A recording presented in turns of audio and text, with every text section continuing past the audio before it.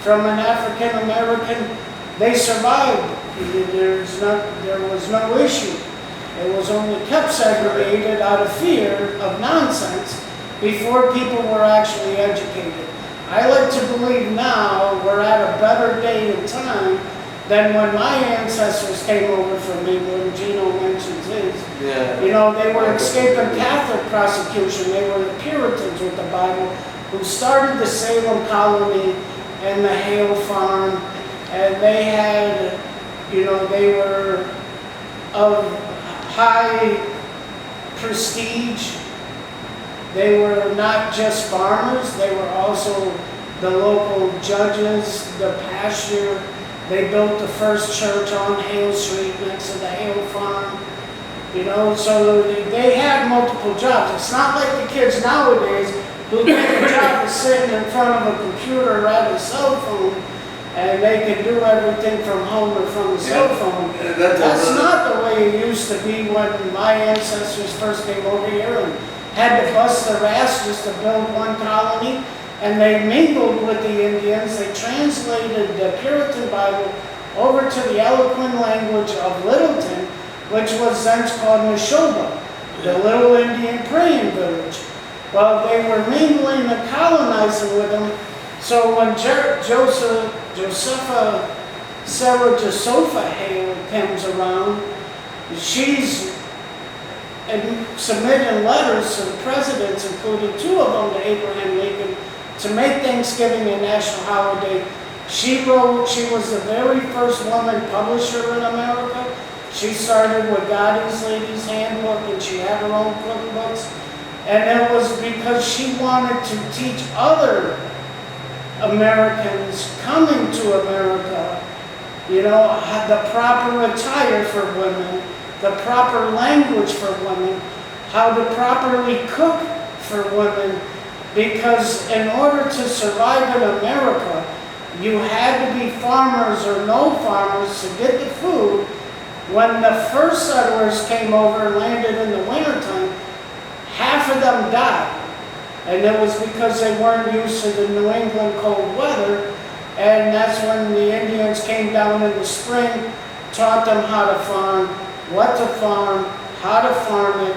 So it became a national holiday, as Sarah wanted so eminently to let it be known that this came about with a union between the Indians and the English first settlers. But she also made a distinction between the separation of Salem Colony and the Plymouth Rock Colony. The Plymouth Rock Colony was a total separate division and was not associated to the Salem Colony with the conflict of the Indians in Plymouth Rock. You know, and that's part of my family history that I like to share, because most people don't know who Judge John Hale was, but he became the judge overseeing the witchcraft trials, which after studying those, I see it was just a discrimination dispute from teenage kids to having this prejudice against senior, elderly, disabled people. The first one was John Hale's neighbor, who was a little old lady who cursed a lot, who had one leg. She was disabled, relied on young teenage girls to help her out, but they became hateful of her. Instead of playing, they had to be working, and they had to pitch in to help with the senior elderly people in their colony, because they weren't able to do the work. So that meant that the teenage kids had to step up their game and pitch in and be sure that food was distributed evenly and the farm fields were continued to be maintained, which was a lot of work. But, you know, it would create this conflict between the senior diselderly people, like a one-legged woman who cursed a lot, and these young teenage girls who accused her of sleeping with the devil because she wasn't pretty and she cursed a lot. And that's how you get a prejudice started, and it's still in our society today. But if you read Judge John Hale's book, A Modest Inquiry into Witchcraft, it was finally published after his death. But when you replace the word the devil in the accuser's heart and you put a prejudice in the accuser's heart, it still fits in today's society from 1600 to the 2000 generation, and it'll continue as long as you have disabled people and a younger congregation.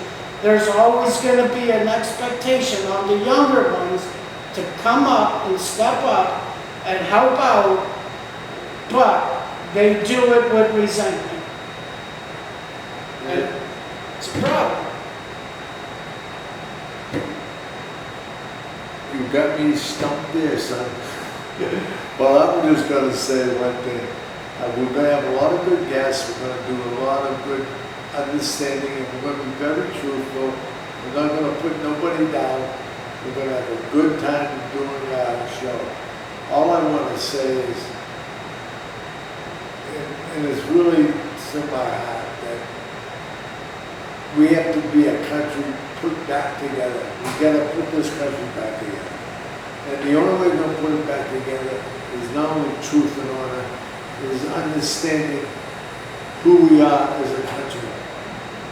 Once, it didn't matter who was president, who won, or who didn't win. There was nobody bitching about it. In the old days, they all accepted everything they'd done as long as things were done right and good. And today, everybody's, the trouble is everybody's at their pride thing. Oh, I'm better, I'm going to do this, I'm going to do that. No one's going to do nothing. All they're doing is arguing and full of shit. Just like those poor people that come in, these illegal aliens, they're on the street now, homeless, give me $1. And behind them is a sign saying help wanted. And they can't get it because they don't come in the right way. If they came in the right way, did the right thing, they can be part of this country. To just come in and just mow over Americans, and we can't do nothing about it, sooner or later, that bridge is going to crack. And when that bridge cracks, you know, it's just what the good Lord says. It ain't going to be a flood. It's going to be fire and brimstone. So I'm telling you people, you better wake up soon. Stop listening to The View. Well, it's not going to be fire and brimstone, but what I can tell you is Governor Maura Healey right here in Massachusetts already, published, for the news articles and the papers that the prediction has been as the ongoing 1,000 homeless, into the state of Massachusetts every month, and they don't see any ending anytime soon. You have to remember, Got to take care of our own people the first. problem that we seem to have is government says that they can do something that you can't do. Like, for example, I was caught in Germany attempting to distribute a little piece of THC size of a pinky tip in an envelope when I had paranoia and decided I didn't want to send it by mail. And then this was in 1992. And then in 2000s, I was watching the news, and there's been a 1978 program the government has been involved in called Compassionate Care through the federal government. And they actually send patients 100 pre-roll joints in a container every month for the remainder of their life, and this started in 1978. So I'm sitting there wondering, how is it that government says, well, we can send marijuana by mail, but you can't, when that's one federal employee telling another federal employee he can't do the same damn thing that he's doing?